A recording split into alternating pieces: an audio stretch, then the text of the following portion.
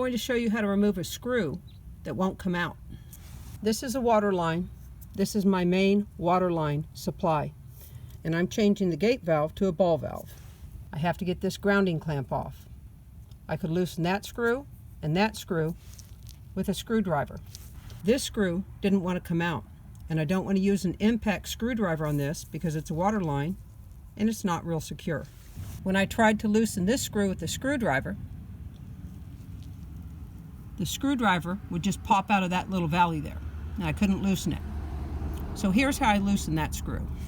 If you have a screw or a bolt you can't remove, and you can get to the head of that screw or bolt, use some vice grips or locking pliers.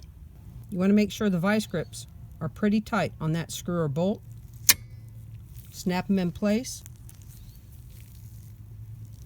and it'll turn that screw or bolt off for you.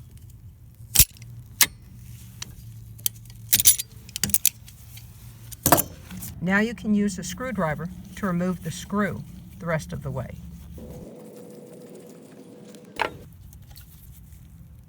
You can also remove a screw or bolt that doesn't have a head on it if you can get to the shaft of that screw or bolt. So if it's wood, you dig around the shaft of that screw that doesn't have a head on it or bolt, and you put the end of the vice grips on the screw or bolt shaft and back it out.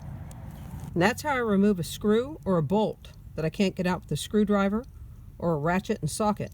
Hope it helps, and happy DIYing.